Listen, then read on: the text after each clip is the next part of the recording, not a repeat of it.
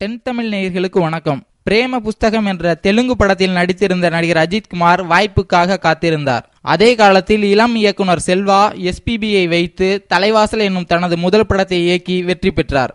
பின் புதுமுக நடிகர் நடிகைகளை வைத்து அமராவதி படத்தை இயக்க நினைத்த பொழுது பிரேம புஸ்தகம் படத்தை பார்த்த எஸ்பிபி அஜித்குமாரின் துருதுரு நடிப்பை பார்த்துவிட்டு இயக்குனர் செல்வாவிடம் கூறினார். பின்னர் படத்தை பார்த்த இயக்குனர் செல்வாவும் அஜித் தனது கதைக்கு பொருத்தமாக இருப்பார் என்று உணர்ந்து அவரையே தேர்வு செய்தார். அந்த படம் நடிக்கும் காலத்திலேயே பிரபல ஒளிப்பதிவாளர் PC ஸ்ரீராம் இயக்கத்தில் நடித்த ஒரு விளம்பர படத்தை பார்த்துவிட்டு நடிகர் அஜித்குமாரை தனது பாசமலர்கள் படத்திற்கு ஒப்பந்தம் செய்தார் இயக்குனர் சுரேஷ் சந்திரமோகன். இந்த இரண்டு படங்களிலும் நடிகர் அஜித்குமாருக்கு குரல் கொடுக்க யாரை தேர்வு செய்யலாம் என்ற கேள்வி எழுந்த நிலையில் அன்று ஒரு சில படங்களில் நடித்துவிட்டு டிவி விளம்பரங்களுக்கு குரல் கொடுத்து வந்த நடிகர் விக்ரமை தேர்வு செய்தனர்.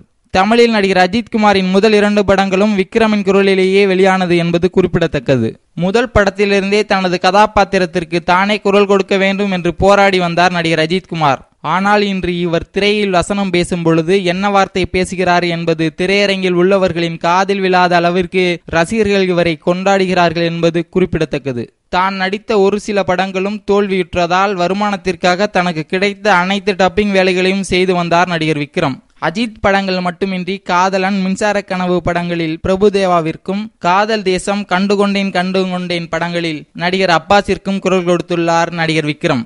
1990 முதல் 1999 வரை ஏறத்தாழ 20 படங்களுக்கு மேல் நடித்தாலும் பெரிய வரவேற்பு இல்லாமல் தவித்த நிலையில் 1999ஆம் ஆண்டு வெளியான சேது மாபெரும் வெற்றியை பெற்றது.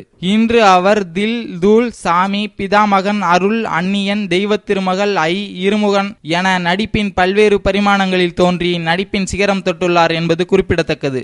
எந்த பின்புலமும் இன்றி சாதாரண நிலையில் இருந்து தங்களின் கடின உழைப்பால் உயர்ந்த இந்த இரு கலைஞர்களை பற்றிய தகவல்களை அனைவருக்கும் பகிருங்கள். இவர்களை பற்றிய உங்கள் கருத்துக்களை கமெண்ட் பண்ணுங்க. மறக்காம நம்ம சேனலை சப்ஸ்கிரைப் பண்ணுங்க.